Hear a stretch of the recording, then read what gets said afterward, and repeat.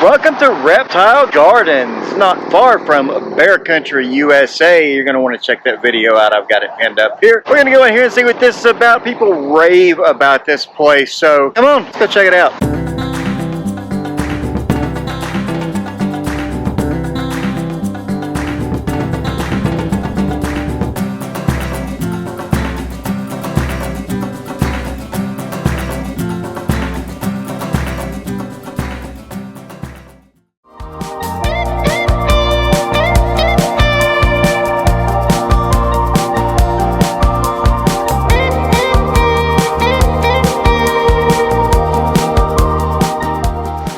Questions. First one being, how many of you actually like snakes?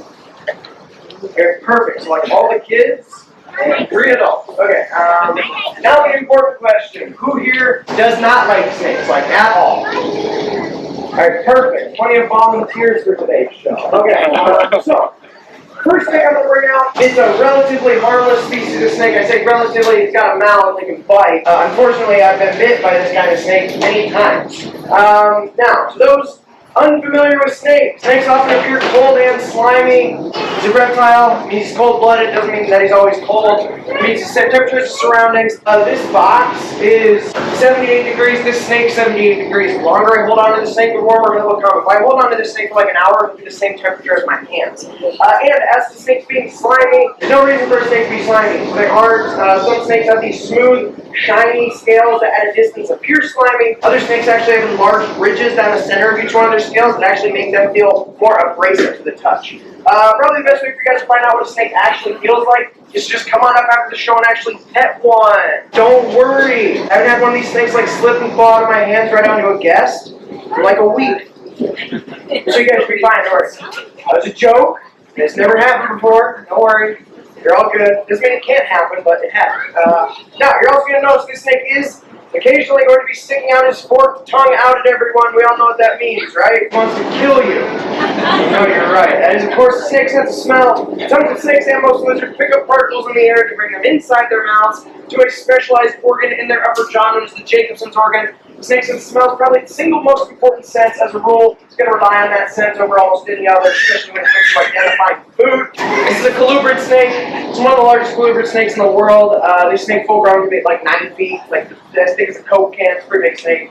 And like most colubrids, it eats in kind of the same way, and that is it sees the food and it eats the food. That's it. Doesn't matter. It doesn't care if it's alive or dead. This animal sees it and it's small enough to fit in its mouth. It's going to eat it. Now, eating something while it's still alive will, of course, ensure a very fresh meal. Has its drawbacks, though. That thing that is being swallowed alive is going to object to that, violently so. That could hurt. That could also kill the snake. It's a lot safer, much more convenient to just kill what you intend to eat before you try and swallow it. At least most snakes do seem to feel that way. Now, who's ready to see a cute little snake? So, when I bring this snake out, most people think of a boa constrictor.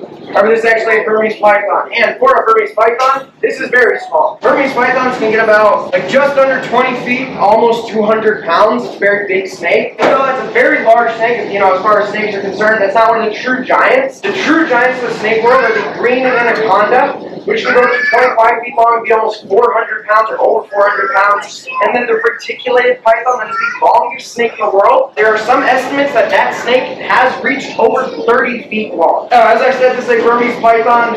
They're found in southeastern Asia. They're invasive down in Florida. They are not venomous, and they use constriction to kill their prey. They're going to strike and bite whatever they intend to eat in order to grab a hold of it. Then they're going to quickly throw coils around that prey animal. That happens very fast. They're only a blur, and then they're going to begin to squeeze. Constrictors squeeze with a lot of force. A lot of people know that, but a lot of people think that they crush their prey to death. That doesn't really happen. And a lot of people think they suffocate them either. That doesn't really happen either. Of course, they both can happen, but what more likely happens most of the time is basically like a constriction-induced heart attack. Or think of it like this snake is squeezing that prey animal's chest cavity so tightly that there's actually no more room in the prey animal's chest cavity for the heart to continue beating, so it stops beating. So you can imagine, once the heart stops, very rapid death follows after. Once the prey animal's dead, of course, comes the task of swallowing. Everything's got to eat, including the snake. But as you guys can see, the snake doesn't have any limbs, no hands, no arms. He doesn't shove his face full of food like we do. And his teeth are curved towards the back of his throat, and they're pointed. They're like little fish fish hooks, that doesn't really aid in chewing and tearing anything apart. So snakes have to swallow everything whole. Not that big of a deal for a snake. Snakes don't have a chin. Bottom two jawbones aren't actually connected to each other. It only limits how wide a snake can open its mouth. Limited skin constriction. Since snake skin is very elastic, a typical snake can swallow prey several times its own diameter. Now, constriction is, of course, a very efficient means of killing something. It actually causes one of the fastest deaths for a prey animal. However, it doesn't have the same drawback that the creepo has, in that it requires a lot of prolonged physical contact that can be dangerous for the snake. It's a lot safer, much more convenient, even more to just use venom to kill something. You guys are going to notice the rest of the snakes I have today. These are snake because the rest of the snakes are venomous. The venomous snakes of the world can be divided into three basic groups. The first group I'll talk about are known as the rear-fanged snakes. This is a mangrove snake. It belongs to that first group of snakes, the rear-fanged venomous snake. Rear-fanged snakes do not truly have the ability to inject their venom into their prey. Instead, they have enlarged teeth at the back of their mouths with channels and grooves in them. They have to bite their prey, chew it, work it towards the rear of their mouth where their fangs are actually located, and then they just have to keep holding on to that prey animal long enough for their venom to run from their glands down through the channels and grooves in their enlarged teeth and into their prey animal's wound. It's pretty easy to imagine how this system could have evolved when you realize that even the deadliest forms of venom are just a modified form of saliva. Not only does the snake's saliva aid in killing its prey, it also aids in digesting it. So we think that early snakes developed channels and grooves in their teeth in order to more efficiently just allow their saliva to flow into their prey for more efficient digestion. Eventually their saliva also developed all the toxins and proteins and whatever it is in their venom that we now know is venom today. Now, because of rear-fanged snakes' pretty inefficient fangs, many rear-fanged snakes will also employ constriction to kill their prey. It's not really, alright, you gotta let go of my wrist. It's not really like constriction, how like a constrictor does it. It's basically just a hold, rear-fanged snake. Basically just a hold on to that prey animal. It gives them enough time to actually inject their venom. Now, their venom injection can take a long time. It can be almost instant though. And the vast majority of rear-fanged snakes are actually pretty harmless to creatures the size of human beings. Doesn't mean I want to get bit by the snake.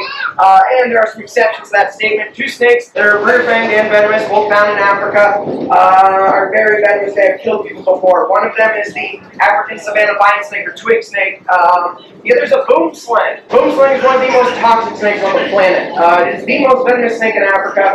It's more venomous than all of the mambas, including the black mamba. You do not want to get bit by a boomslang. If you're bit by a boomslang, you're going to bleed out of every orifice in your body for like 24 hours until you eventually die. And if you get anti-venom for the snake, if you get it, it is very rare, very hard to get. It is very expensive. Sometimes it costs up to $10,000 a vial. Sometimes you might need 30 vials. So don't get bit by a boomslang.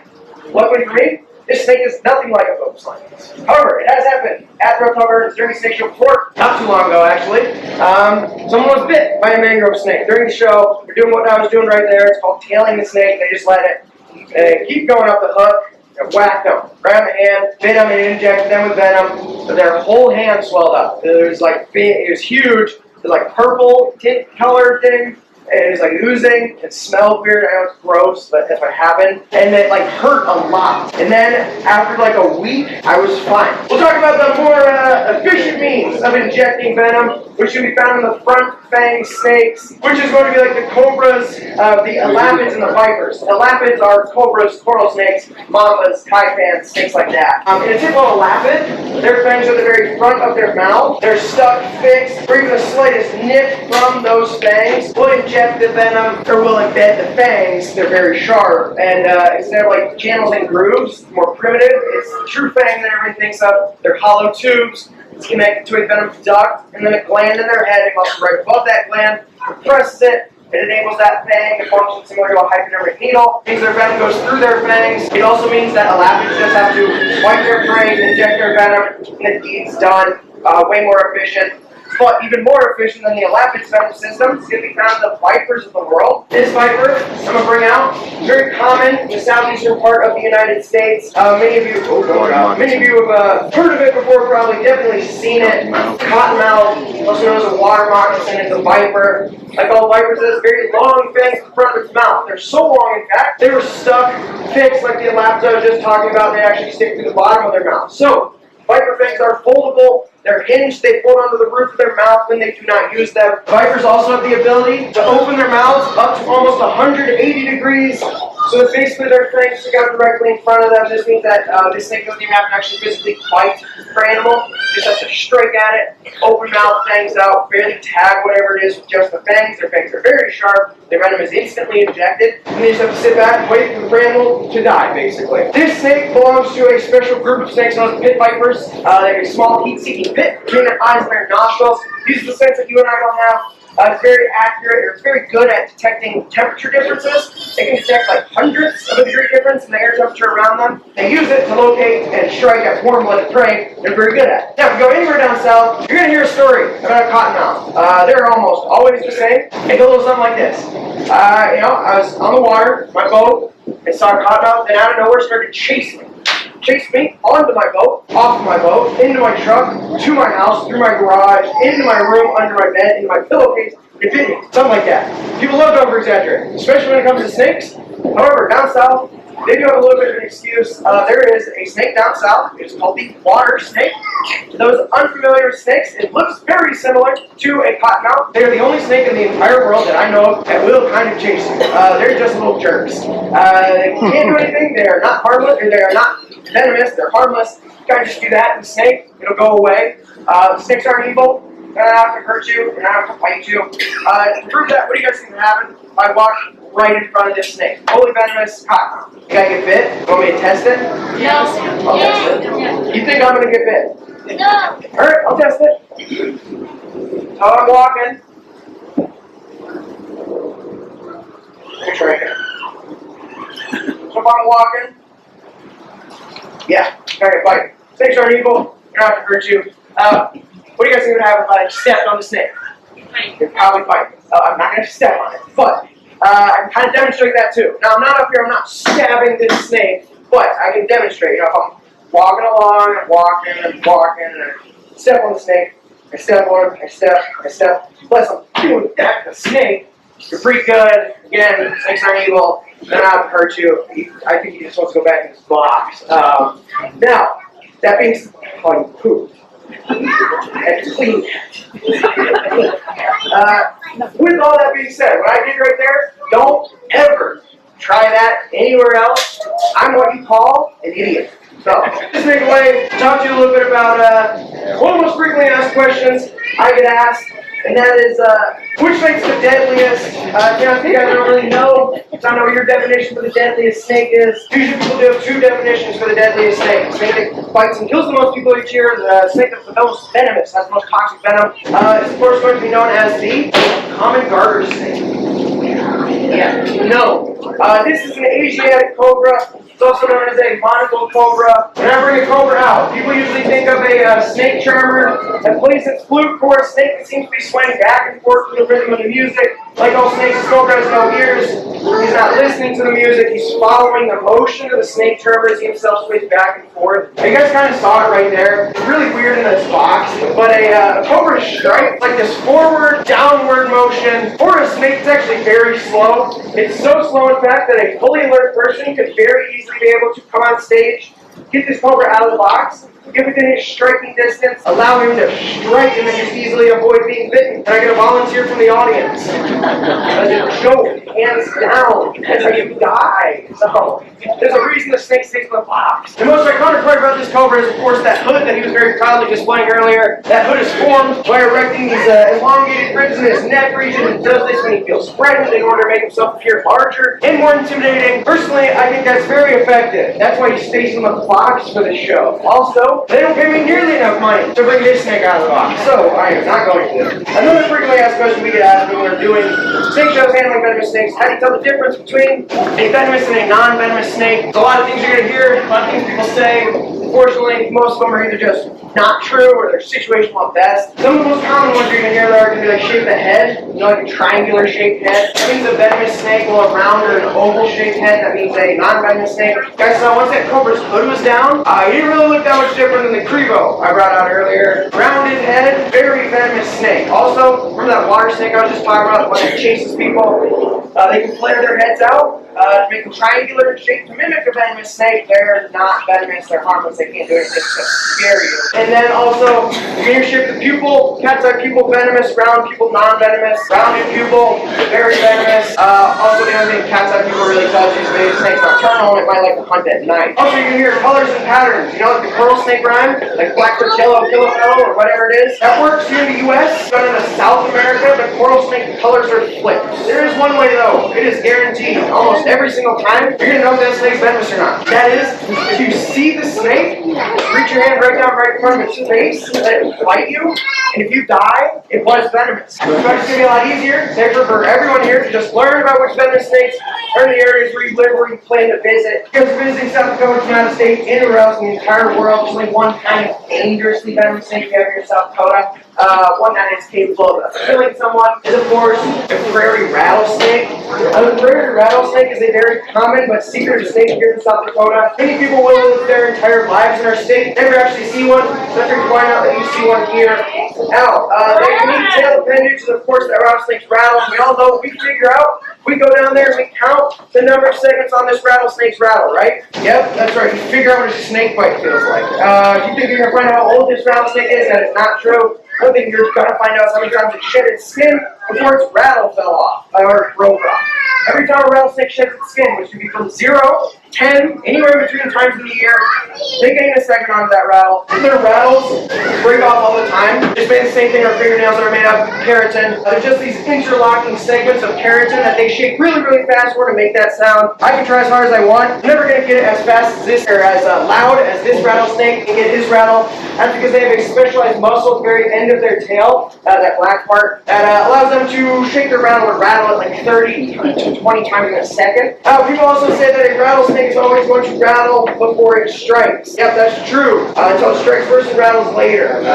They're not dependent upon each other. Many snakes, both venomous, non-venomous, with a rattle, without a rattle, will shake their tail if they feel the right, not just rattlesnake.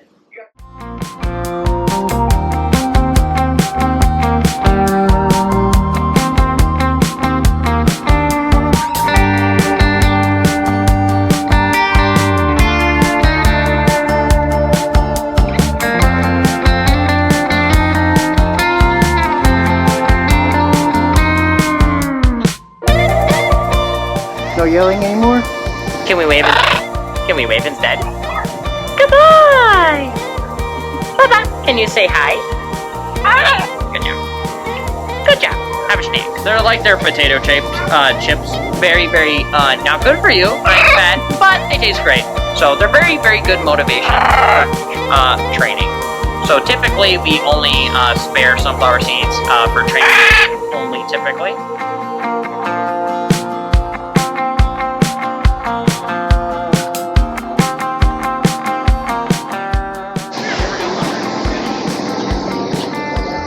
Right, baby. Bald eagle.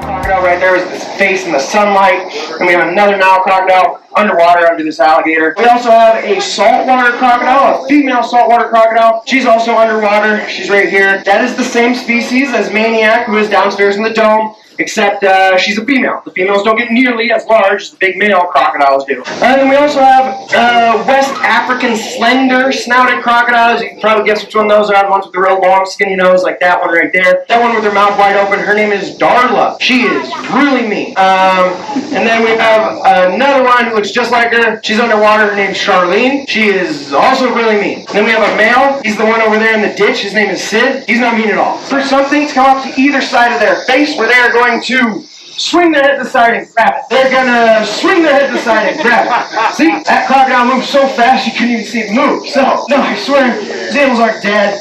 And they're actually very fast striking animals, even though they are relatively slow runners. Perhaps I can show you guys just how fast one of these animals does actually move. Same time, I'm also going to demonstrate for you guys how to properly restrain an alligator. So, you guys might have heard you can hold a very large alligator's mouth held shut with just a moderately strong pair of hands. I'm not going to go as far as say you can hold like the world's largest alligator's mouth held shut, but I will say usually the average adult has sufficient strength in their hands in order to overpower the jaw muscles that open the jaws of anywhere between like a 6, maybe even a 9-foot alligator. But with that being said, not going to be that simple. You are not going to be able to just walk over to an alligator, reach down, grab his mouth, hold it shut.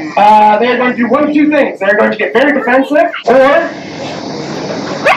they're going to get defensive like that, or they're just going to run away from you. There are, of course, techniques for dealing with these animals, some of them that I do hope to properly demonstrate for you guys today. But to do the demonstration, you, of course, need one of the animals in this arena to volunteer for the demonstration. So, you guys want me to choose a big alligator or a small one? Small alligator, perfect. Alright, yeah, I heard you. Okay, well, that guy's pretty big. You said mean. That wasn't an option. Hey, Carl's awake. I'm not grabbing. I thought use Carl. No, this is an alligator show, not a Cayman show. Also, that would be the most boring show you've ever seen. I would get on Carl's back. He would do absolutely nothing, and then I would get off of Carl's back, and he would still do absolutely nothing. Because again, if there's no food, he's not gonna move. He doesn't care. Okay, I see one right there. I kind of want to use. He's catching it. Oh, crocodiles right there too. You're going to Carl for protection. Okay, well, I'll try again.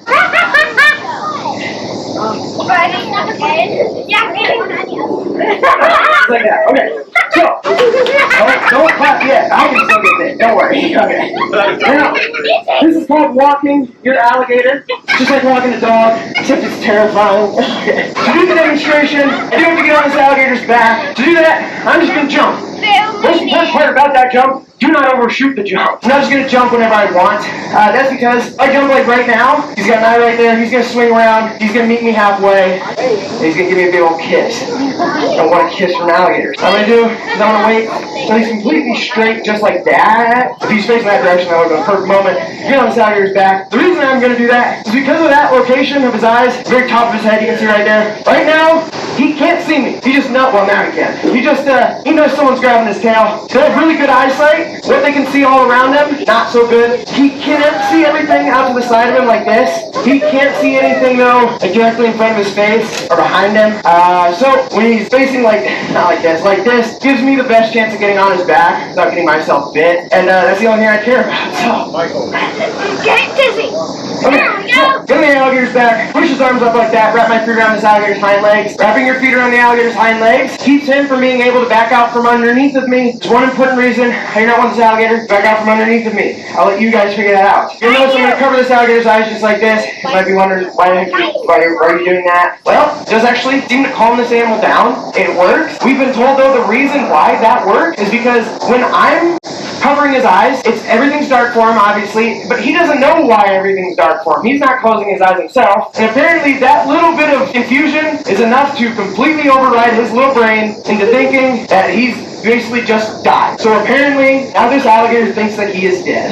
Yeah, I don't know how much I believe that though, because if that's true and the logic works out, then if I come out here and just cover one of his eyes, is he honestly supposed to think that he is half dead? No, of course. Alright, now, this is not a fully restrained alligator. There's still a lot of movement this animal can do that I do not like at all. So, to fully restrain the alligator, you do have to get a grip on their jaws. It's actually pretty easy. Now, you don't go in from the bottom, lift up, that's how you get bit. You don't go in from the side, he's got an eye right there, that's how you get bit. So, if you ever find yourself in this exact same situation, you gotta know what to do. You have to put your hands on this alligator's neck, just like this. Move up over his big jaw muscles, which are right here, onto this alligator's jaws. You guys are gonna notice my hands aren't even past this alligator's eyes yet. And show his jaws all the way back here. Look, he's talking to you guys. That's because this alligator's jaws go all the way back to where my hands are. This is not a safe place for my hands though. The safest place is actually just keep working your way up, and then just rock up into this position right here. This is a fully restrained alligator. The reason we're bringing this alligator into this position is because it stops him from being able to twist and roll from out from underneath of me. If this alligator really starts to twist and roll, and I don't have him in this position, that is not good for me. He's almost 100% going to be successful in that roll. That's not good, because if he starts to roll, I kind of have to roll with him. You don't want to see that, because you're going to see this like big cloud of dust.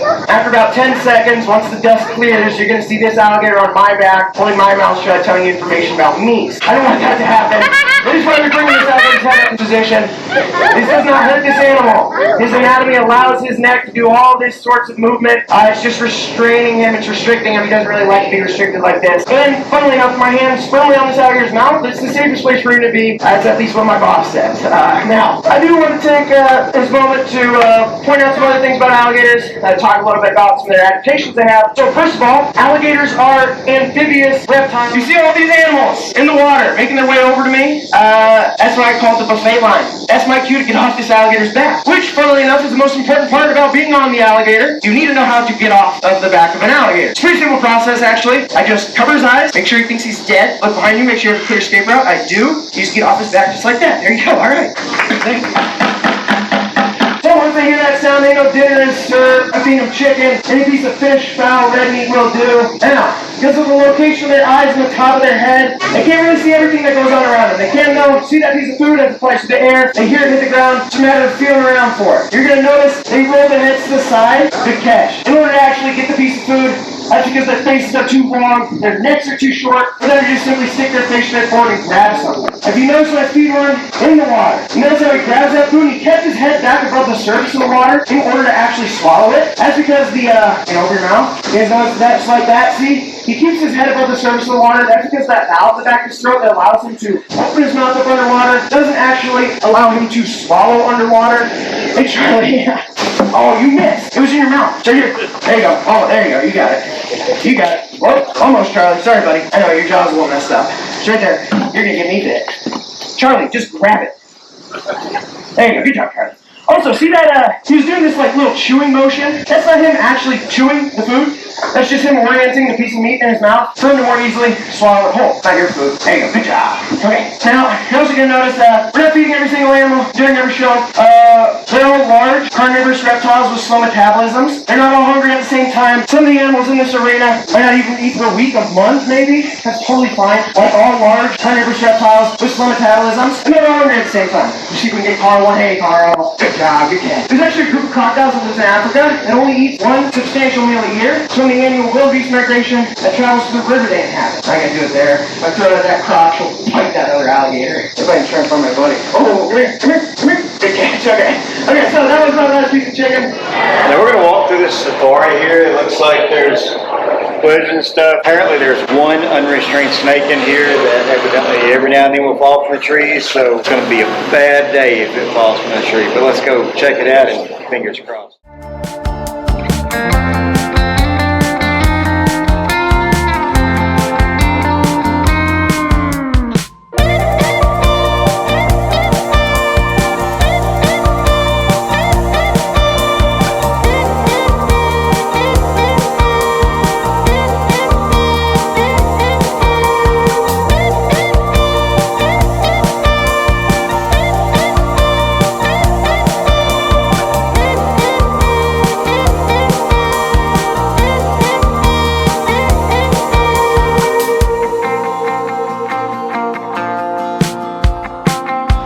Guys, it's my favorite bird in the world. My favorite bird. There is an African gray parrot. Jacob, think we can get out of here with that African gray without getting caught? Think we can do it? We'll try. Like to swim an M&M. He won't help me take it. But it's cool to look at it. So we found the snake that could fall up there. I'm gonna walk the other way.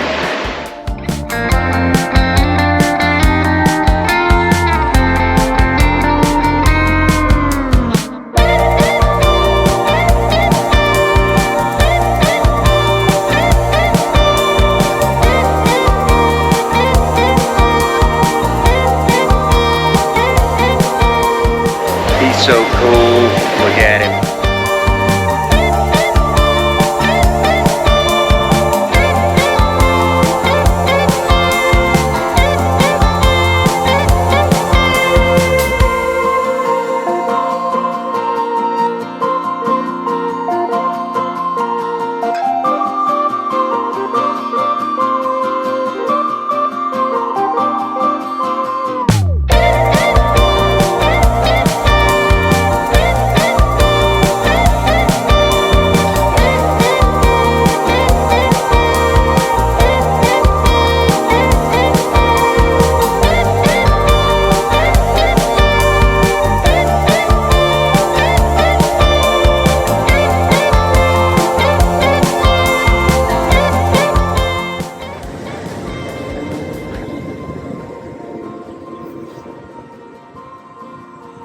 Oh, you like it. Your chin's scratched, don't you? Well, he's really liking it. You like it. Your chin's scratched. Oh, yeah, buddy. Come on.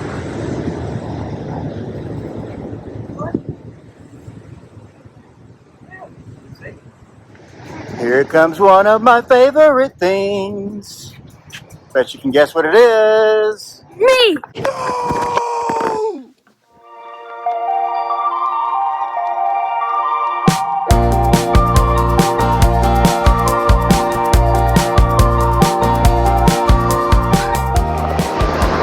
And so these just had babies at the beginning of the year. Check it out. We got a baby right here. Are they so cute? You should cuddle them and take them home. But unlike the ones in the Badlands, these don't have the plague.